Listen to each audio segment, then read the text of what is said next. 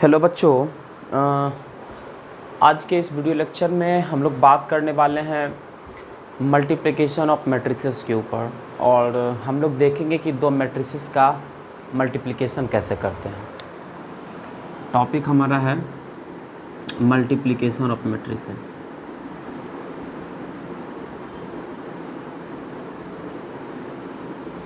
Multiplication of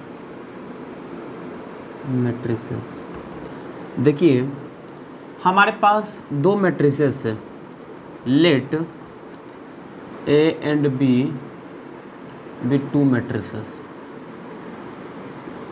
और ये जो ए जो है ना, इसका ऑर्डर हमारा n बाय n है, और ये जो b है इसका ऑर्डर हमारा n बाय p है।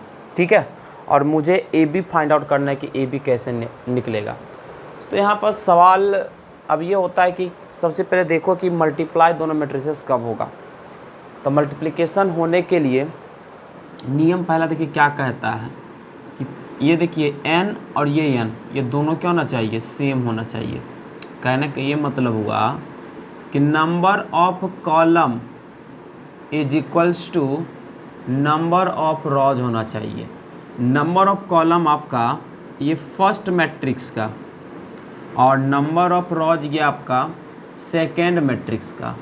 अगर ये दोनों अगर आपका बराबर होता है तभी आपका मल्टीप्लिकेशन पॉसिबल होगा, अदरवाइज मल्टीप्लिकेशन पॉसिबल नहीं होगा। ये बातें आप याद रखेंगे। अब देखिए, ये चीज़ें जब हो जाती है तो मल्टीप्लिकेशन कैसे करते हैं। तो देखिए, मल्टीप्लिकेशन जो होता है ना, वो रो बाय कॉलम हो सकता है, कॉलम बाय रो हो सकता है, कॉलम बाय कॉलम हो सकता है, और रो बाय रो हो सकता है। लेकिन इस केस ऑफ मैट्रिसेस ओनली रो को कॉलम से मल्टीप्लिकेशन पॉसिबल होगा। बाद बाकी ये चारों की चारों चीज़ें आपकी डिटर्मिनेंट में पॉसिबल होगा। मतलब दो डिटर्मिनेंट का अगर मुझे प्रोडक्ट करने के लिए कहा जाए तो आप रो को कॉलम से, कॉलम को रो से, कॉलम को कॉलम से, रो को रो से, किसी के द्वारा आप जा कर के आप क्या कर सकते हैं, डिटर्मिनेंट का मल्टीप्लिकेशन कर सकते हैं। बट इसके in case of multiplication of matrices हमें रो को कॉलम के साथ करना पड़ता है।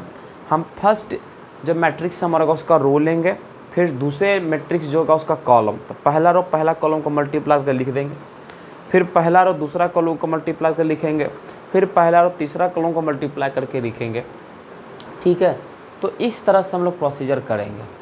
अच्छा हाँ, एक बात और, जब आपका ये कंडीशन, ये मैट्रिसेस जब आपका मान हो गया, चलो भैया number of column number of row बन गया, तो अब जो आपका ए बी का जो ऑर्डर होगा ना, ए बी का ऑर्डर आपका हो जाएगा m बाई पी। जो रेस्ट एलिमेंट बच रहा होगा ना वही आपका ऑर्डर हो जाएगा। आपका m बाई पी ऑर्डर का आपको ए बी मिलने वाला है।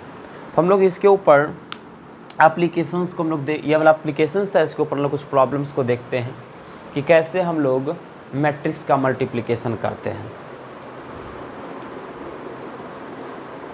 मल्टीप्लिकेशन ऑफ मैट्रिसेस के ऊपर हमारा पहला सवाल यह है कि ये ए कोई मैट्रिसेस है और ये बी कोई मैट्रिसेस हमारा है।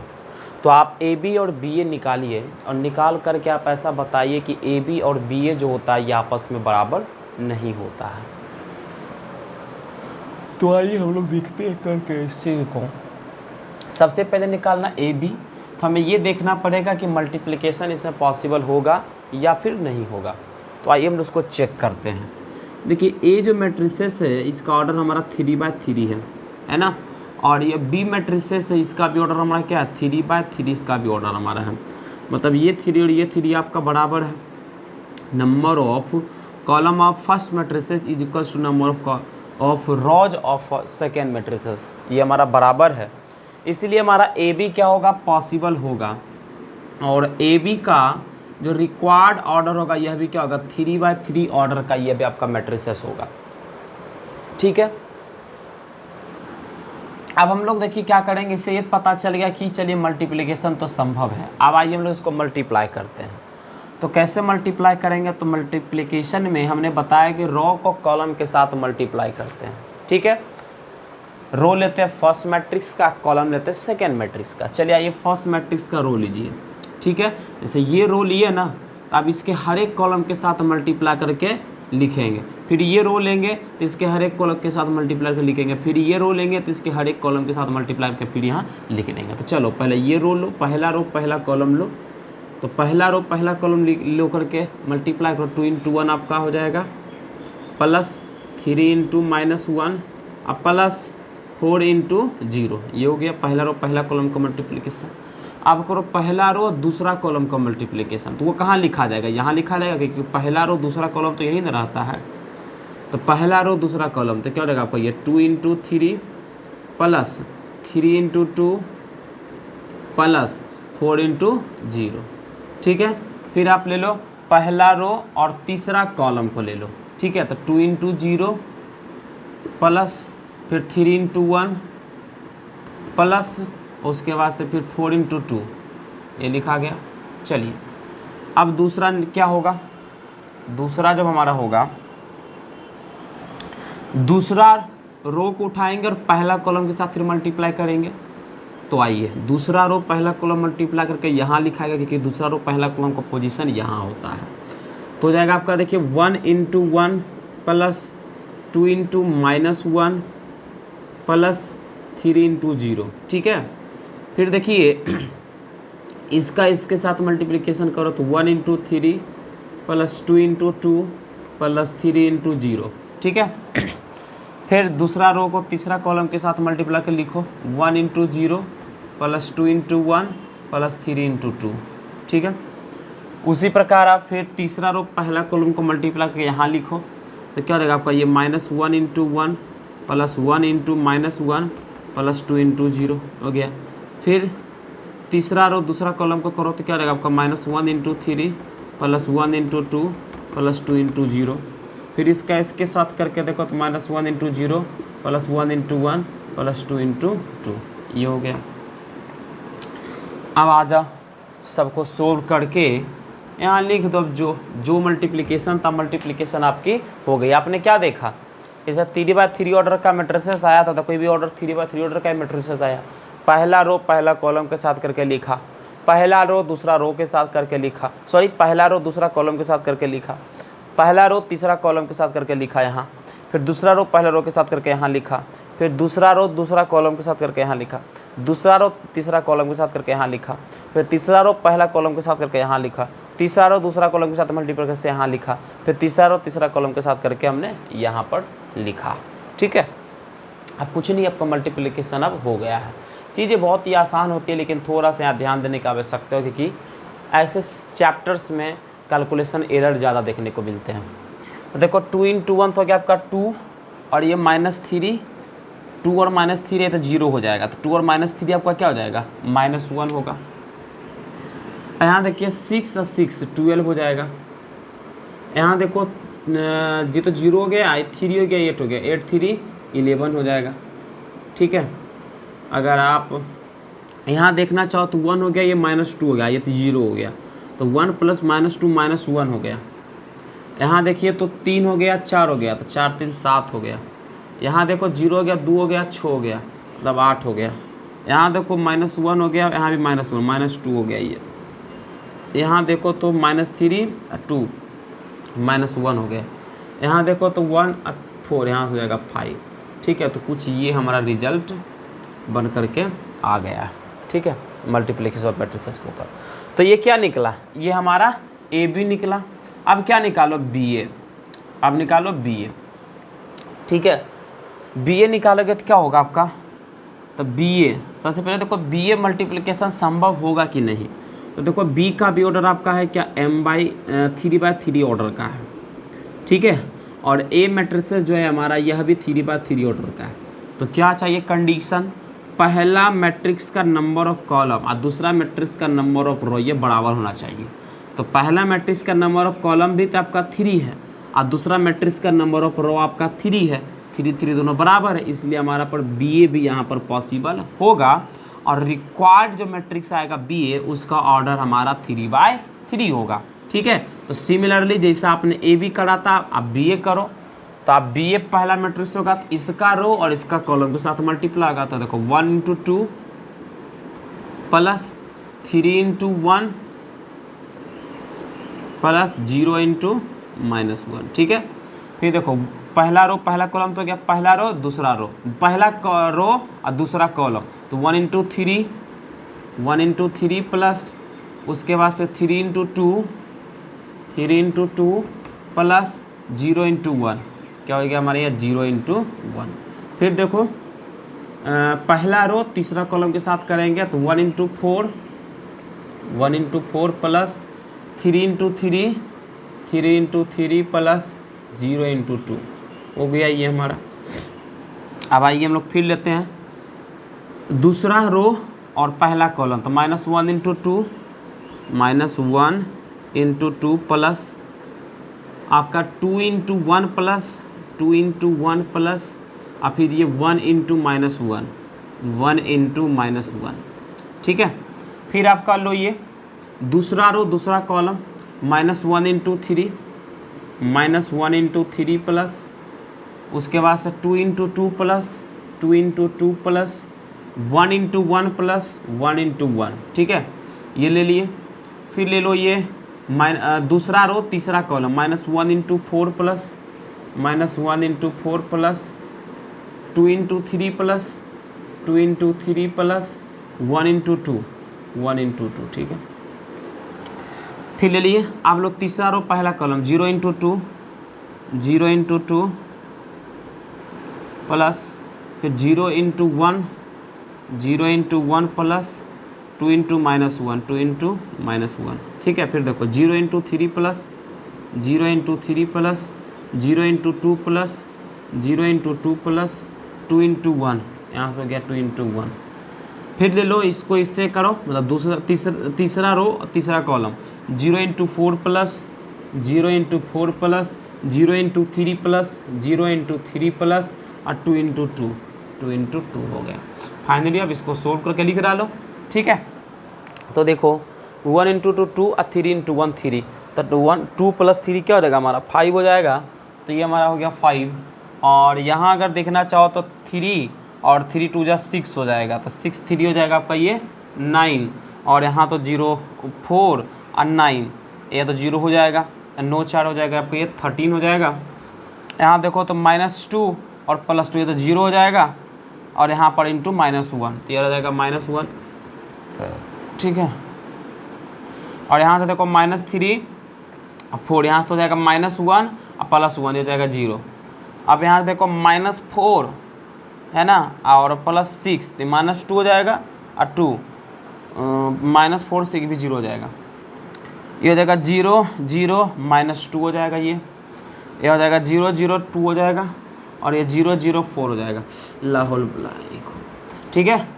तो ये हमारा हो गया। अब ये देखो ना कि ए बी ये था और बी ए ये था, क्या ए बी और बराबर बी ए बराबर है? ए बी और बी ए इक्वल हमारा नहीं है, कि इक्वल होने के लिए करस्पॉन्डिंग एलिमेंट इक्वल होना चाहिए। एक भी कोई दिखा दें, देखो यहाँ -1 है, यहाँ पर देखो 5 है, इक्वल नहीं है। हमने ए बी और बी ए निकाला और हिंस हमारा निकल भी गया कि A B is not equals to क्या है बी ए बी और बी ए बराबर हमारा नहीं है।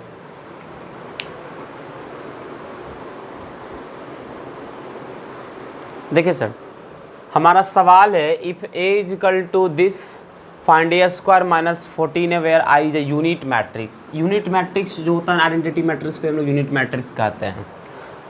तो ए दे रखा है और इसका वैल्यू निकालना है, तो इसका वैल्यू कैसे आएगा?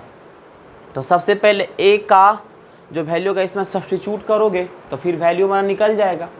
तो चलिए निकालिए वहाँ से ए स्क्वायर। तो ए स्क्वायर के लिए क्या करना पड़ेगा आपको? ए इंटू ए करना होगा।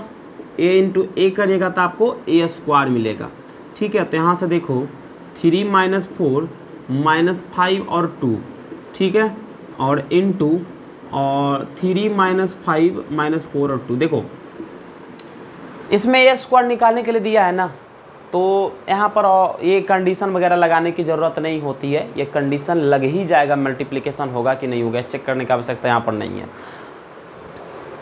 ठीक है। तो आओ मल्टीप्लिकेशन करते हैं। रो बाय कॉलम होता मल्टीप्लिकेशन मैट्रिक्स का, तो पहला रो को पहला कॉलम के साथ मल्टीप्लाई करो तो क्या हो जाएगा 3 इंटू 3 प्लस -5 इंटू -4, ठीक है। उसके बाद देखो 3 इंटू -5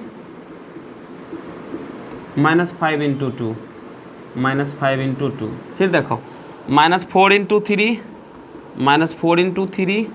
प्लस 2 इंटू -4 ये हो जाएगा। फिर -4 इंटू -5 प्लस 2 इंटू 2 ये मैट्रिसेस हमारा हो गया। तो फाइनली जो हमारा मैट्रिसेस आया वो क्या हो गया, फाइनली जो हमारा मैट्रिसेस आया है वो हो गया 3 3 जा 9 अब प्लस 20 तो हो जाएगा ये 29 हो जाएगा, और -15 -30 तो हो गया -45 ही हो गया, और ये -12 -8 -20 हो गया, और ये -20 है +4 तो ये +20 +4 हो जाएगा, ये 24 हो गया। फाइनली a² ये निकल गया। तो कुछ नहीं करना है, आपको वैल्यू निकालना है भैया। बताइए कि a² -5a -14 times of identity matrix से क्या होगा। तो देखो a² का तो वैल्यू ले लो, क्या आपका ये 29 है, -45 है, उसके बाद से -20 है और 24 है। 5 times of a -5 times of a है भैया। तो ठीक है 5 टाइम्स ऑफ a है तो 5 a क्या है आपका 3 है, और ये -4 है, और -5 है, और 2 है, ठीक है।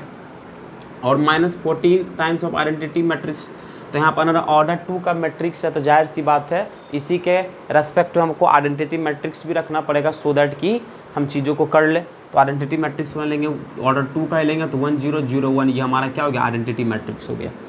आप सबको कैलकुलेशन कर डालो, तो ये देखो क्या रहेगा 29 -45 एज इट इज रह जाएगा, और ये भी -20 24 एज इट इज रहेगा। प्लस का साइन दे दो, माइनस को अंदर लेकर चले जाओ, मतलब वही multiplication of matrices with scalar, ठीक है। तो -5 को अंदर लेकर जाओगे तो -5 से इस मैट्रिक्स के हर एक एलिमेंट में मल्टीप्लाई करना पड़ेगा, सो दैट ये हो जाएगा आपका -15, ये हो जाएगा आपका 25, और ये भी हो जाएगा आपका 20, और ये हो जाएगा आपका -10। आगे -14 को अंदर लेकर के चले जाते हैं, यहाँ क्या बच जाएगा आपका ये -14 0 0 और -14। सिंपली बचा तीनों मैट्रिसेस का, इसका भी ऑर्डर 2/2, इसका भी ऑर्डर 2/2, इसका भी ऑर्डर 2/2। तो एडिशन हमारा पॉसिबल हो सकता है इन सारे के बीच में, सबके करस्पॉन्डिंग एलिमेंट को जोड़ डाला। तो देखो 29 और -15, ठीक है ना, मतलब देखो पहले 2 को जोड़ो, फिर जो आएगा उसमें तीसरा को जोड़ो, तो बात अब है कि सीधे एक बार तीनों को जोड़ दो, ठीक है। तो -29 और -15, अगर बहुत ज़्यादा अगर आपको दिक्कत लग रहा होगा कि नहीं भैया तीनों आप डायरेक्ट कैसे ऐड कर दिए हैं, तो आप ऐसा कर सकते हैं, ये पहला मैट्रिक्स और दूसरा मैट्रिक्स को आप ऐड कर दो, उसके बाद जो रिजल्ट आता है उस रिजल्ट में आप ये तीसरा मैट्रिक्स को आप ऐड कर दो, या फिर ऐसे भी करो, या फिर डायरेक्ट कर सकते हो, जैसे इसका करस्पॉन्डिंग एलिमेंट ये, इन दोनों का करस्पॉन्डिंग एलिमेंट ये, तो तीनों को जोड़ करके यहाँ लिख डाला, ठीक है।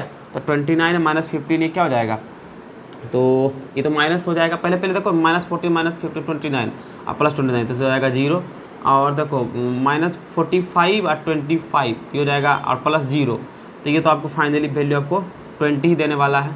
फिर -20 +20 0 और +0 तो हो जाएगा 0, और 24 -10 तो बच गया आपका ये 14 +14 और -14 भी हो जाएगा आपका 0। यही आपका आंसर हो गया, ठीक है।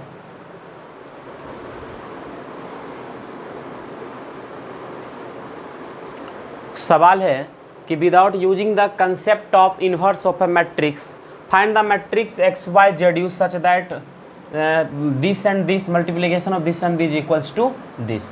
तो सिंपली सी बात है भैया XYZ का आपको वैल्यू निकालना है, तो इसमें इन्वर्स ऑफ ए मैट्रिक्स का इस्तेमाल नहीं करना है, आप इन्वर्स का भी निकाल करके इस क्वेश्चन को सोल्व कर सकते थे, लेकिन जब इन्वर्स का इस्तेमाल नहीं करेंगे तो सोल्व कैसे करेंगे। तो आइए हम लोग यहाँ देखते हैं कि यहाँ पर मल्टीप्लिकेशन दे रखा है, तो हम लोग यहाँ पर मल्टीप्लिकेशन का इस्तेमाल करते हैं, और मल्टीप्लिकेशन करेंगे तो XYZ के टर्म में ही हमें एक मैट्रिक्स मिल करके आएगा, और जो इसके इक्वल होगा, फिर हम लोग इक्वलिटी ऑफ मैट्रिक्स का इस्तेमाल कर लेंगे कंसेप्ट का उसका, तो हमारा फाइनल रिजल्ट तक हम लोग पहुँच सकते हैं। तो वही वाले प्रोसीजर को हम लोग यहाँ पर फॉलो करते हैं। तो देखो बाबू क्या हो जाएगा आपका, ये देखो सबसे पहले भी देखो 2/2 ऑर्डर का मैट्रिक्स, ये भी 2/2 ऑर्डर का मैट्रिक्स, तो मल्टीप्लिकेशन यहाँ पर पॉसिबल होगा। कैसे होगा तो आप करके देख लो। हम लोग देखें तो रो को कॉलम के साथ मल्टीप्लाई करो, तो पहला रो पहला कॉलम को मल्टीप्लाई किया तो 5 × x क्या मिल गया हमारा 5x + 7z, फिर मिला 5y + 7u, फिर क्या मिला -2x + 3z, फिर मिला हमारे पास -2y + 3u, ये मिला। और जो किसके इक्वल है आपका, ये इक्वल है -16 -6 7 और 2 का इक्वल है। ठीक है, तो इक्वालिटी ऑफ मैट्रिसेस से लगा, ये भी 2/2 ऑर्डर का मैट्रिक्स, ये भी 2/2 ऑर्डर का मैट्रिसेस, मतलब दोनों का ऑर्डर सेम है और दोनों मैट्रिक्स आपका इक्वल है, दैट मीन्स इसके करस्पॉन्डिंग एलिमेंट इक्वल होंगे। इसका मतलब ये हुआ कि 5x + 7z जो होगा ये -16 के इक्वल होगा, और -2x + 3z जो होगा ये 7 के इक्वल होगा। यहाँ पर सिमिलरली 5y + 7u जो होगा -6 के इक्वल होगा, और -2y + 3u जो होगा ये हमारा 2 के इक्वल होगा। तो क्या करो, इसको सोल्व करने के लिए इसको 2 से मल्टीप्लाई कर दो और इसको 5 से मल्टीप्लाई कर दो, और इसको भी सोल्व करने के लिए इसको 2 से मल्टीप्लाई कर दो, इसको भी 5 से मल्टीप्लाई कर दो। तो फाइनल रिजल्ट देखो 2 से मल्टीप्लाई करके आएगा आपका ये 10x + 14z = -32, 5 से मल्टीप्लाई करने के बाद हो जाएगा -10x + 15z = 35 हो जाएगा ये। ठीक है, उसके बाद इसको सोल्व करो, देखो ये दोनों कैंसिल आउट हो गया x और जोड़ दिए दोनों को, 14 15 29, z = हो जाएगा, जोड़ो तो हो जाएगा 5 में 2 गया 3 और 3 ही बचेगा, तो z बराबर क्या हो जाएगा हमारा 3/29 हो जाएगा। ठीक है, तो z का वैल्यू किसी के इक्वेशन में रख दो, उसके बाद से निकाल देना वैल्यू। ठीक है, और जैसे हमारा रख देते हैं लोग, सबसे पहले यहाँ पर 5x + 7z बराबर दे रखा था -16, तो z का वैल्यू रख देंगे तो क्या रहेगा 5x + 7 × 21/29 सीधा लिख दो ना, 21/29 = -16, इधर लेके चलाओ 5x = -16 - 21/29। बाद में कि प्रोसीजर को आप खुद से फॉलो भी कर सकते हैं, x का वैल्यू निकाल लोगे। और यहाँ देखो 2 से मल्टीप्लाई करोगे तो हो जाएगा हमारा 10y + 14u = -32, 5 से मल्टीप्लाई करोगे तो हो जाएगा -10y + 15u = 5 दूनी 10 हो जाएगा, जोड़ दो तो ये कैंसिल हो जाएगा 29, u = बच जाएगा 22, u = हो जाएगा 22/29। u का वैल्यू सब्स्टिट्यूट करके आप फिर क्या कर सकते हो, y का भी वैल्यू आप निकाल सकते हो। तो इस प्रकार से ये क्वेश्चन हमारा हो गया। तो बाबू हमारा जो नेक्स्ट कंसेप्ट है वो है हमारा प्रॉपर्टीज ऑफ मल्टीप्लिकेशन। अब समझते हैं ये प्रॉपर्टीज ऑफ मल्टीप्लिकेशन क्या होता है, क्या होता है नहीं, इसमें क्या क्या प्रॉपर्टी होती है उसको हम लोग देखते हैं। तो जो पहला जो प्रॉपर्टी होता है ना, in general A B is not equal to B A. ठीक है, जनरली ए बी और बी आपस में इक्वल नहीं होता है, मतलब ये मल्टीप्लिकेशन ऑफ मैट्रिसेस जो होता है ये कम्यूटेटिव लॉ को फॉलो नहीं करता है। ठीक है, यही हमारा हो गया A B is not equal to B A. हमारे पास 3 मैट्रिसेस है दूसरी प्रॉपर्टी में, और तीनों को मल्टीप्लाई करना तो हम ऐसा लिख सकते हैं a × BC = हम लोग लिख सकते हैं AB × C। पहले a को BC को मल्टीप्लाई करो फिर a को मल्टीप्लाई करो, या फिर AB को पहले मल्टीप्लाई करो बाद में C को मल्टीप्लाई करो, बात बराबर ही होगी। इसको हम लोग कहते हैं एसोसिएटिव लॉ।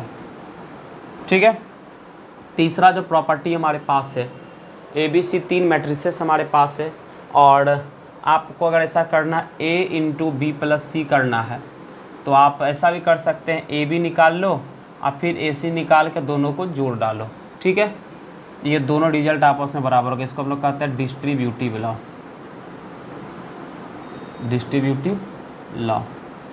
चौथी जो प्रॉपर्टी की A कोई मैट्रिसेस है, किसी मैट्रिसेस है और I को आइडेंटिटी मैट्रिक्स है, तो A को आइडेंटिटी मैट्रिक्स के साथ मल्टीप्लाई करो या फिर आइडेंटिटी मैट्रिक्स को उस मैट्रिक्स के साथ मल्टीप्लाई करो, रिजल्ट आपको क्या मिलने वाला है वही मैट्रिक्स आएगा। ठीक है, ये चौथा प्रॉपर्टी हुआ। पांचवा प्रॉपर्टी देखते हैं, if A is a square matrix, if A is a square matrix then a to the power n + 1 = हम लिख सकते हैं a to the power n × a, where याद रखिएगा n जो होना चाहिए ना ये पॉजिटिव इंटीग्रल पावर होना चाहिए, पॉजिटिव इंटीग्रल पावर होना चाहिए। And similarly A to the power m plus n को हम लोग लिख सकते हैं A to the power m into A to the power n, और यहाँ भी m n जो होना चाहिए ये होना चाहिए आपका ये पॉजिटिव इंटीग्रल पावर। क्या होना चाहिए हमारा? पॉजिटिव इंटीग्रल पावर, ऐसा रहेगा तभी हम लिख सकते हैं to the power m plus n को to the power m into A to the power n। इसके करस्पॉन्डिंग अगर हम रिजल्ट देखना चाहें तो छठा कि बताइए a प्लस बी का होल स्क्वायर तब मैट्रिसेस में क्या होगा? तो ये हो जाएगा आपका A square plus 2ab A square plus A B plus B A is equals to plus B square, इसके इक्वल होगा ए प्लस बी का होल स्क्वायर बराबर A square plus A B plus B square होगा। कैसे? तो हम लोग देखते हैं ए प्लस बी का होल स्क्वायर को लिख सकते हैं A plus B into A plus B. फिर ए के मैट्रिक्स का मल्टीप्लिकेशन कीजिए ए प्लस बी के साथ, और प्लस बी का मल्टीप्लिकेशन फिर कीजिए आप ए प्लस बी के साथ। तो ए का मल्टीप्लिकेशन ए के साथ होगा तो पावर ऐड हो जाता, अगर इंटीग्रल पावर है तो देखो ए का भी पावर 1, यहाँ पर भी ए का पावर 1 है। अब 1 क्या है? पॉजिटिव इंटीग्रल पावर है, 1 पॉजिटिव इंटीग्रल पावर है तो वहाँ ऐड हो सकता है। तो दैट्स वाई यहाँ पर ए स्क्वायर गया इस वाले कंसेप्ट से, प्लस ये जाएगा ए इंटू बी हो जाएगा ए बी, और प्लस बी इंटू ए हो जाएगा B, and similarly B into B आपका फिर होगा हमारा बी स्क्वायर। तो जनरली मैट्रिक्स में ए बी और बी हमारा इक्वल नहीं होता है, इसीलिए मैं यहाँ पर ऐड करके नहीं लिखेंगे। सिमिलरली अब दूसरा निकालने रिजल्ट ए माइनस बी का होल स्क्वायर क्या होगा? तो ए माइनस बी का होल स्क्वायर को हम लोग लिख सकते हैं ए माइनस बी इंटू ए माइनस बी। चलो ठीक है भैया, तो ए का मल्टीप्लिकेशन कर लो पहले ए माइनस बी के साथ, फिर माइनस बी का मल्टीप्लिकेशन कर लेना आप ए माइनस बी के साथ। तो रिजल्ट आपको देखो क्या मिलेगा, ए इंटू ए तो मल्टीप्लाई हो जाएगा ए स्क्वायर, फिर ए इंटू माइनस बी हो जाएगा minus A B, plus B into minus हो जाएगा minus B A, minus minus plus B into B आपका हो जाएगा बी स्क्वायर। ये हो गया आपका ए माइनस बी का होल स्क्वायर, हमेशा याद रखिएगा, ठीक है।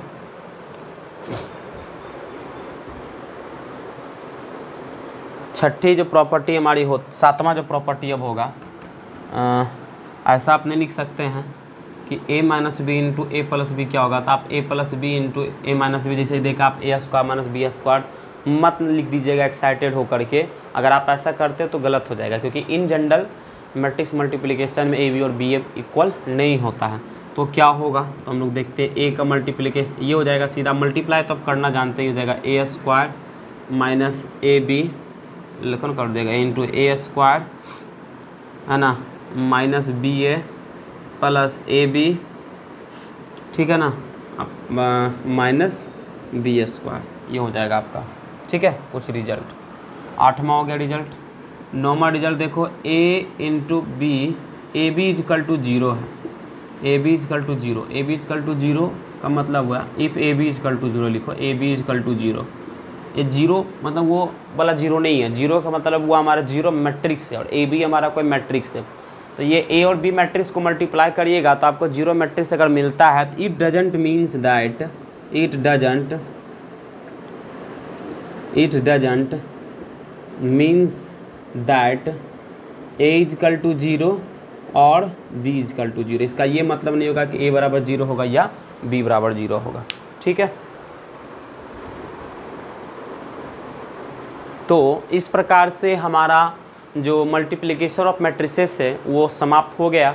नेक्स्ट एप्लीकेशन हम लोग अब शुरू करने वाले हैं, ठीक है ना। अगर आप लोग को वीडियो पसंद आया हो, अच्छा अगर आपको लगा हो, अगर लगा होगा कि कहीं ना कहीं हमने आपका स्टडीज़ में हेल्प किया तो कृपया हमारे चैनल को लाइक करें, सब्सक्राइब करें और दोस्तों के बीच में शेयर करें जो नीडी हो।